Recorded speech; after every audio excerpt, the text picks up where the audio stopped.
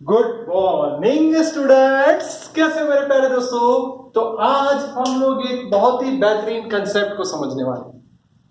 दोस्तों ये कंसेप्ट है, आपने वेव को समझ लिया, पर क्या दो या दो से ज्यादा वेव कंबाइन हो रहे हैं, या फिर एक दूसरे से टकरा रहे हैं, या फिर कोई एक पार्टिकल पे दो से ज्यादा वेव इकट्ठा हो रहे हैं, तो उसे बोला जाता है सुपरपोजिशन लॉ या फिर principle of superposition.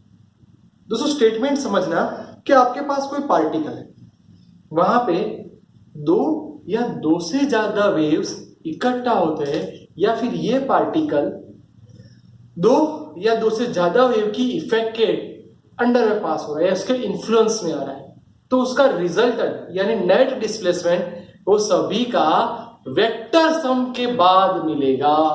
Vector sum के बाद मिलेगा, यानी स्टेटमेंट ऐसा है, when a particle of a medium comes under the influence of two or more waves, its net displacement यानी total displacement is the vector sum of displacement, यानी सबका vector sum करना पड़ेगा। Yes sir. दोस्तों उसके साथ इसका नया या फिर दूसरा मीनिंग है इंटरफेरेंस। ये वर्ड 12th में बहुत यूजफुल होगा, और जितने भी बायोलॉजी वाले बच्चे हैं उनको भी ये वर्ड याद रखना पड़ेगा, इंटरफेरेंस। दो से ज्यादा वेव्स इकट्ठा हो रहे तो उनकी इफेक्ट के कारण जो फिनोमेनन बन रहा है उससे हम बोलेंगे इंटरफेरेंस।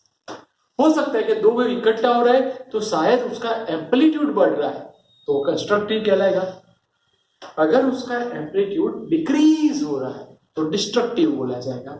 जैसे कि दोस्तों उसको ऐसे समझो कि आपके पास कोई वेव है, ये उसका क्रेस्ट है, दूसरा वेव है एज वेल एज उसका भी क्रेस्ट ही वेगा हो रहा है, दोनों का क्रेस्ट एक साथ से जुड़ रहा है, या फिर ट्रो TROUGH ट्रो, दोनों का क्रेस्ट या दोनों का ट्रो इकट्ठा हो रहा है, यानी सेम है, क्रेस्ट क्रेस्ट ट्रो ट्रो, तो उसका मतलब उसका एम्पलीट्यूड इंक्रीज होगा, उसका एम्पलीट्यूड इंक्रीज होगा। अब ये हो गया आपका कंस्ट्रक्टिव इंटरफेरेंस। क्या हो गया? कंस्ट्रक्टिव इंटरफेरेंस, एम्पलीट्यूड बढ़ेगा। जबकि डिस्ट्रक्टिव इंटरफेरेंस के अंदर क्रेस्ट के साथ ट्रॉफ ज्वाइंट हो रहा है, या फिर ट्रॉफ के बाद क्रेस्ट इकट्ठा हो रहा है, यानी दोनों सेम नहीं है। आप समझो, यहां हमने क्रेस्ट ज्वाइंट कर दिया, इसके बाद ये ट्रो आ गया, ये दोनों अपोजिट डायरेक्शन में, यानी एक दूसरे की इफेक्ट को डिक्रीज करेंगे, इसका मतलब आपका एम्पलीट्यूड डिक्रीज होगा। सर ये दोनों प्रोसेस तो समझ में आ गई कि जिसके अंदर वेव इकट्ठा हो रहे हैं, पर ऐसा हो सकता है कि मैं एक दीवार ले लूं, एक वॉल ले लूं, मेरे हाथ में एक स्ट्रिंग है, मैं धक्का मार रहा हूं तो उसके अंदर वेव जनरेट हो रहा है, ये वेव दीवार को लग के वापस आ रहा है, तो ये रिफ्लेक्शन हुआ। इसका मतलब हमें दूसरा वर्ड समझना पड़ा, रिटर्निंग बैक। अगर वेव पीछे आ रहा है, आपने क्या किया था, दीवार रखी थी, यानी दीवार मतलब दोस्तों रिजिड सपोर्ट, समझो रिजिड सपोर्ट, फिक्स सपोर्ट। आप सब जानते हो, अगर मैं इनिशियल इक्वेशन की बात करूं तो y is equal to a sine kx minus omega t, ये yi भी लिख सकते हो या फिर yi xt, क्योंकि x और t दोनों पे डिपेंडेंट है। ये हमारा इनिशियल वेव है जो इस तरफ जा रहा है, उसका एम्पलीट्यूड कितना है a।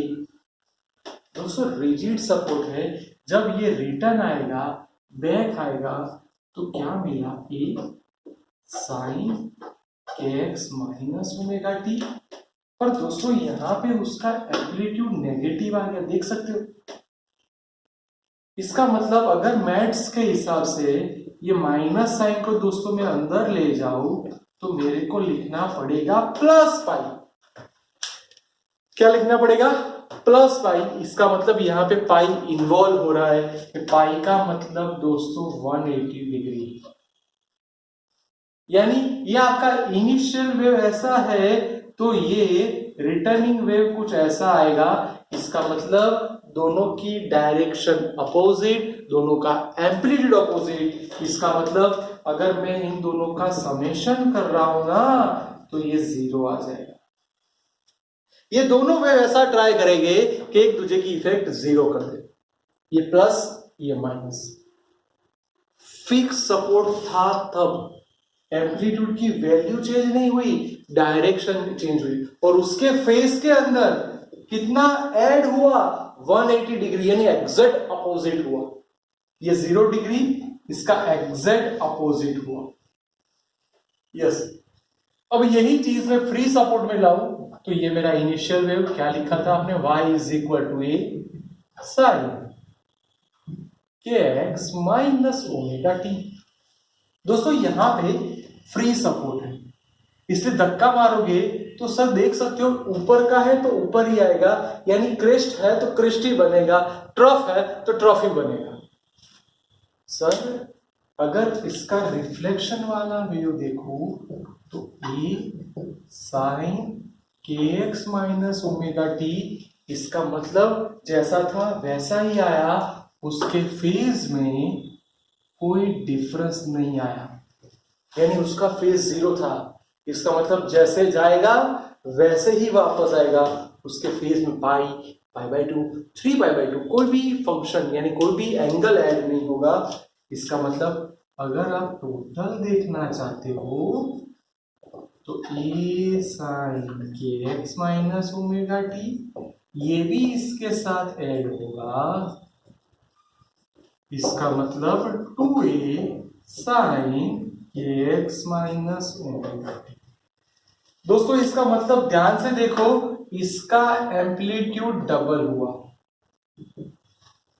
यहां पे एम्पलीट्यूड 0 होता, यहां पे एम्पलीट्यूड डबल हुआ, इसका मतलब ऊपर है तो ऊपर जाएगा, नीचे है तो नीचे आएगा। तो ध्यान से देख लो दोस्तों, ये रिफ्लेक्शन वाली बात बहुत ही बढ़िया, बहुत ही अच्छा कंसेप्ट, ध्यान से देख लो और पक्का कर दो।